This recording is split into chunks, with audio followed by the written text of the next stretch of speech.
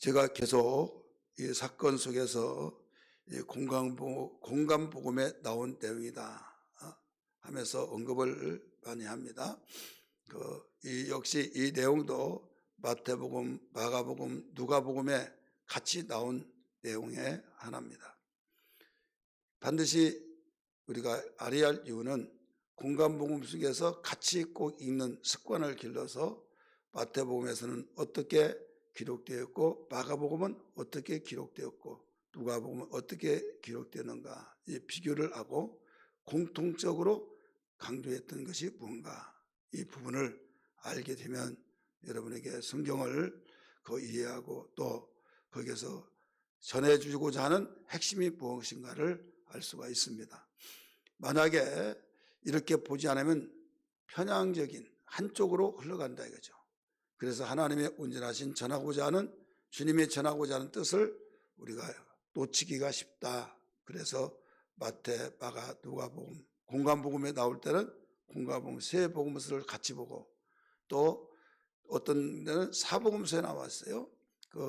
요한복음까지 나온 데가 있으면 또 같이 또 봐서 이렇구나 하면서 정리가 깔끔하게 되어집니다. 예를 들어서 우리 9장 1절을 보면 예수께서 배에 오르사 건너가 본 동네에 이르시니 이렇게 나오죠.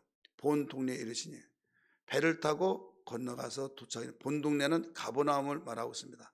예수님이 그 북부에 전도 캠프를 치시고 본 사무실이라고 할 정도로 그곳이 가버나움이에요. 그래서 본 동네에 이르시니 이것을 마가복음에서는 가버나움이라고 나옵니다.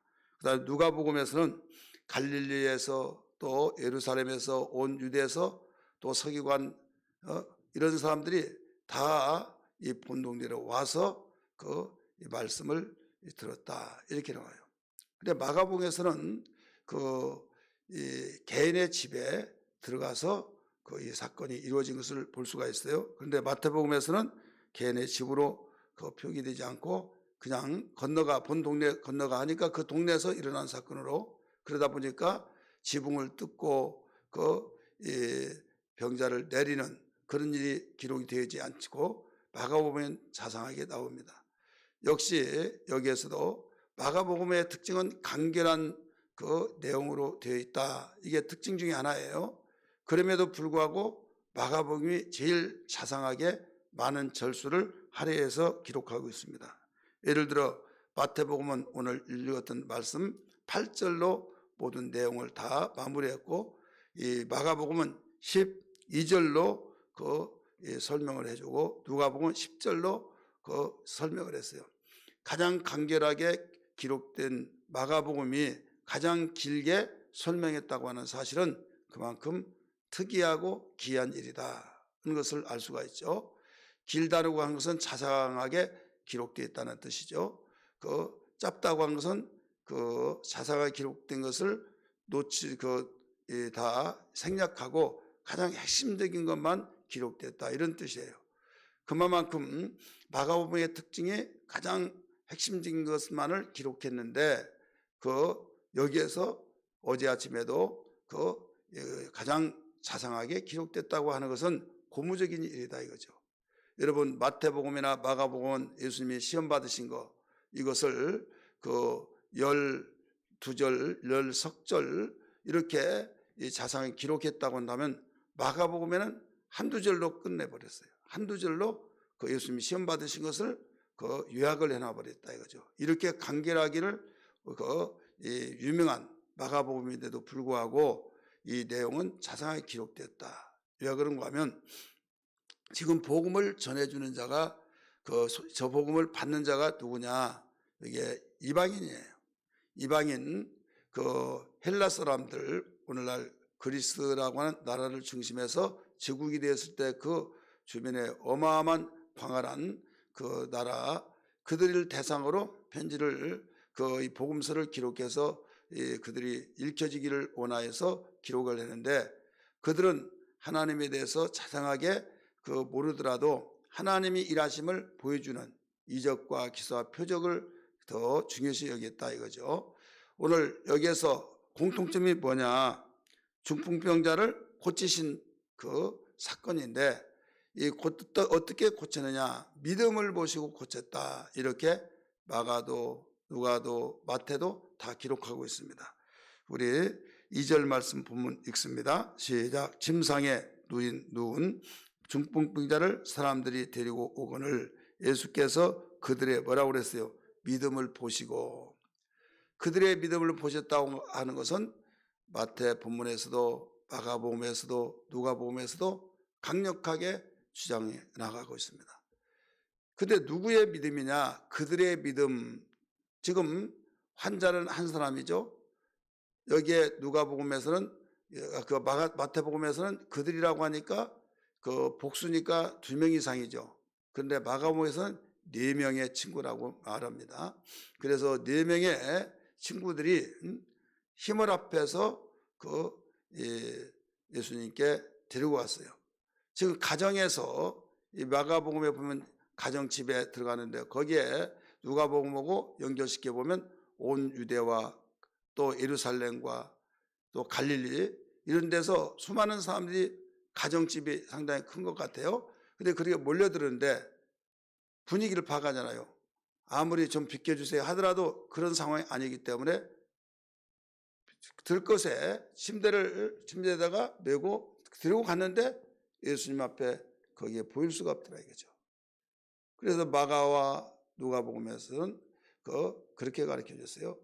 마가복음에서는 지붕을 뜯고 누가복음에서는 기와를 벗기고 해서 위에서 줄을 따라서 내렸다. 지금 저희가 예수님에서 가르친다면 그 지점을 계산해서 지붕을 뜯고 내렸다 이거죠.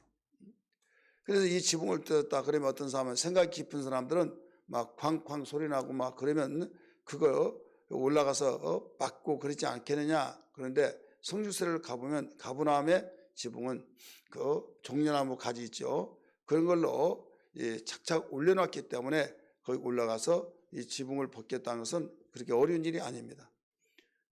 대신 무엇을 보냐면 그냥 사람들 많이 있으면 야 이거 안 된다 나중에 한가할 때 오자 이래 할 수도 있는데 그런 의지 어떻게 해서라도 우리 친구를 낫게 해야 된다. 그런 4명이 의기투합을 해서 지붕을 벗겨가면서 남의 지붕을 벗겨가면서도 이건 보상할 각오를 한 거죠. 그래서 여기에서 달아내렸다. 그걸 볼 때 감동적이에요? 감동적이 아니에요? 감동적이죠. 그것을 뭘로 받느냐? 믿음을. 낫는다는 확신이 없으면 그렇게 할 수 없잖아요. 낫는다는 확신을 고쳐주신다는 확신을 가졌기 때문에 이게 믿음이거든요.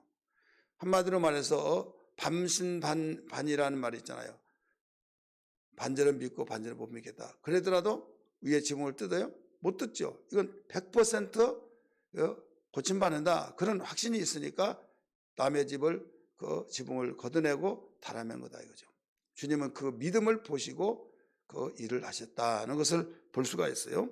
그래서 이제 당신 앞에 여기 예수님이 서서 가르친데 위에서 줄을 달아면서 쫙 내려오니까 딱 보니까 위에서 4명의 그 친구들이 이런 일을 해서 당신 앞에까지 있더라 이거죠. 이때 예수님 말씀하셨어요. 개혁성경에서는 소자야, 여기서는 작은 자야, 안심하라. 내가 죄사함을 받았느니라 이렇게 나오죠. 우리 몇 절 보신가 하면 2절 말씀 믿음을 보시고 거기 이어서 봅니다.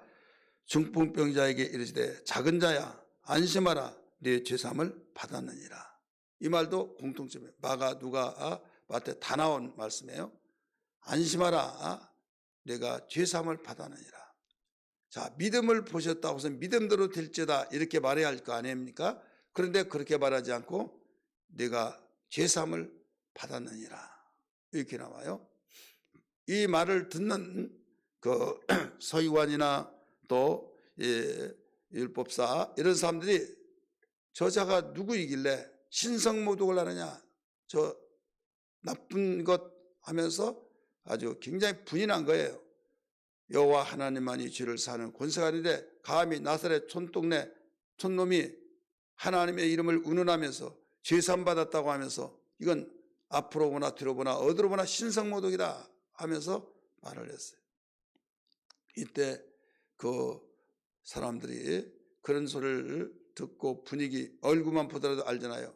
주님이 그 중심을 보시고 너희가 어찌하여 그런 생각을 했느냐, 또 다른 복음서에 보면 악한 생각을 했느냐 이렇게 말했어요. 그러면서 주님이 질문을 하십니다. 질문하신 그 내용이 죄사함을 받았느니라 이 말하고 또 침상을 가지고 걸어가라 하는 말하고 어느 것이 쉽겠느냐 이거예요. 어느 것이. 자, 어느 것이 쉬워요? 침상을 가지고 걸어가는 것은 어려운 거예요. 걸어가야 하는데 안 걸어가면 그건 얼마나 망신이겠습니까? 그건 죄사함을 받았느니라는 것은 그냥 말하고 끝나는 거예요. 그래서 두리번거리고 지금 사람들이 웅성웅성하고 있을 때 그 말을 들었던 요 병자가 자기가 들 것에 달아 내렸던 그 침대를 벌떡 일어나서 가지고 집으로 가라. 그러니까 집으로 갔다. 그래서 많은 사람이 하나님께 영광을 돌렸다. 이런 말씀이 나오죠. 그러면서 예수님이 왜 그랬는가 하면 지금 저자가 바로 신성모독했다. 하나님만이 죄를 사해 주는 권세가 있는데 왜 저자가 죄사함을 받았다고 말하느냐 이건 신성모독이다. 그들을 눈에 볼 때는. 그래서 인자가 이 세상에서 죄를 사는 권능, 우리 누가복음에서는 권세 나와요. 이 권세가 죄 사해 주는 권세가 있다는 것을 알게 한 것이다 하면서 걸어가라. 그러니까 죄와 병은 네 꼴이라는 거죠. 그래서 오늘 여기서 우리에게 주신 교훈은 뭐냐면 병 낫기 위해서 기도하기 이전에 죄를 사함받는 것이 우선이다. 순서가 그렇다 이거죠. 우리 대부분 사람들은 병을 고쳐 주옵소서 막 이런 기도를 많이 하지만은 죄 사함받기 위한 것은 기도하지 않고, 여러분 예수님이 죄 사함을 받았느니라 일방적으로 말했죠. 사실 우리는 모두 죄 사함 받은 자요. 근데 그걸 믿을 때 우리는 여기에서 해결된 거지 믿지 않으면 해결되지 않는 거예요. 왜 그런가 하면 내가 알지 못한 사이에 온 인류의 죄 모두 다 사해져 버렸어요. 다 해결해 주셨어요. 그래서 복음이란 건 뭐냐면 당신의 죄를 예수님이 다 짊어지고 죽으셨고 해결해 주셨습니다. 이걸 믿어야만 됩니다. 이렇게 말하잖아요. 그러니까 예수님께 달아내렸던 그 소자에게 말씀하시기를 소자야 네가 작은 자야 네가 죄사함을 받았느니라 말씀한 거죠. 이때에 신성모독을 했지만은 이게 사실이다 이거죠. 그러면서 여기에 무엇을 보시고 믿음을 보시고, 그래서 믿는 자는 이미 다 죄사함을 받은 것이다 라는 것을 여기서 일러주고 있죠. 여기에 분명히 병든 자가 고침받기를 위해서 왔지만은 병이 났었다 말하지 않고 죄사함을 받았다. 그래서 모든 병은 곧 죄다. 이거 영적으로 보면 따라서 병은 죄다. 뭐 때문에 와요? 죄 때문에 왔다. 이거예요. 죄 때문에. 그러면 어디에서 근거해서 그러냐? 여기에서 근거해서 그러는 거예요. 모든 병이 죄 때문에 그렇다.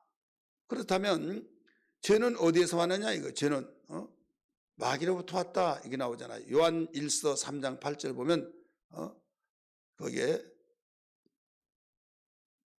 범죄는 바로 죄를 지는 자는 마귀에게 속하나니 마귀는 처음부터 범죄함이라 이렇게 나오잖아요. 요한일서 3장 8절에. 그래서 우리 예수님이 병 고치실 때 열병을 꾸짖었다 말씀하시고 귀먹은 귀신아 말 못하는 귀신아 막 이렇게 말씀하신 것을 볼 수가 있었어요. 그래서 우리가 세상에서는 물리적으로 단순한 말 못하면 혀가 말주신경이 마비돼서 그렇습니다. 뭐 이렇습니다. 이유를 가리킬 거 아니에요. 물리적인 면에서 과학적으로 의학적으로 모두 판독을 통해서 말을 할 뿐이죠. 영적인 것은 모르죠. 그러나 예수님은 영적인 것을 가르쳐 주셔서, 그래서 병낫기 중풍병을 고치러 왔던 그에게 소자야 네가 죄사함 받았느니라. 지금 병이라고 하는 것이 뭐냐 이거예요. 병 고치러 왔다 이거죠. 그래서 우리는 이 눈이 열려져야만 합니다. 그러기 위해서는 우리는 먼저 무엇을 놓고 기도하냐? 병자들이 기도해야 할 가장 먼저는 죄를 회개하고 고백하여서 우리가 죄 사함받는 것이 우선이다. 그래서 회개하면 여기에 그 가운데 병들이 있다가도 이제 집을 부셔버릴 때 어떻게 됩니까? 생각을 부시고 나 죄 사함받아서 할 때 빨래를 옷걸이에다 다 걸어놨는데 옷걸이를 다 뽑아버렸다. 그러면 옷걸이 걸을 때가 있어요, 없어요? 없어요. 그래서 우리의 부정적인 생각, 죄의 생각은 다 옷걸이에요. 그걸 부셔버리고 회개해서 없어지면 이제는 다 끝난 것처럼 원수 악한 마귀의 괴계에 병들은 그때 떠나버린다는 것을 여기서 일러주고 있죠. 그래서 오늘 기도할 때 하나님, 오늘 주님이 일러주신 이 비밀을 일생에 잊지 않게 하여 주시고 세상이 알지 못한 비밀, 오직 죄는 곧 병과 같이 항상 산다는 것을 알았습니다. 그래서 주님이 말씀하신 대로 우리 애가 회개할 때 모든 것을 죄사함받고 또 병은 떠날 수밖에 없고, 그러므로 꾸짖고 명령하고 주님의 은혜로 모든 것을 치유받는 역사가 있게 하여 주옵소서. 이런 시간이 되기를 주의 이름으로 축원합니다. 할렐루야. 기도하겠습니다. 다 같이 주여 부르며 동서로 기도합니다. 주여 주여 주여. 하나님 아버지 기도합니다. 하나님 아버지 주의 은혜 베풀어 주시고 우리에게 깨닫게 해주시고 주의 말씀 사모하게 하시고 은총 베풀어 주신 일을 감사합니다. 성령이여 붙잡아 주시며 저희들 무엇보다도 세상에서 의학적으로만 병 고치려고 했던 그 모든 것들을 주님은 영적으로도 고친다는 것을 일러주시고 보여주셨습니다. 믿음을 보시고 말씀하신 주님께서 고칠 것을 믿고 그 땀의 지붕을 뜯기까지 하면서 친구를 살리기 위해서 고쳐주기 위해서 고침받고자 하여서 주님 지붕에서 끈을 달아 내렸던 그 사건을 통하여서 우리에게 보여주시고 일러주시고 깨닫게 하신 모든 말씀을 들었습니다. 하나님 아버지, 우리는 살다가 아플 때가 있고 병들 때가 있고 고난당할 때 이모저모 다양한 것이 있습니다. 합력하여 합심 기도하며 주님 하고 모두 하나님의 보좌를 감동시켜 응답받는 놀라운 삶이 이루어지게 하시고 개인적인 개인주의만 되어지지 않게 하시고 하나님 내 중에 누가 병든 자가 있느냐 저는 기도할 것이라고 말씀하신 바와 같이 함께 기도하고 함께 애통히 여겨서 함께 주님의 고침받는 놀라운 기쁨을 나눌 수 있도록 도와주옵소서. 아버지 붙들어 주시고 이 말씀이 우리에게 능력되게 하시고 삶의 활력소가 되게 하여 주옵소서. 오늘도 말씀 붙들고 기도하는 우리 사랑하는 성도들에게 한량한 은혜를 베풀어 주시기를 원합니다.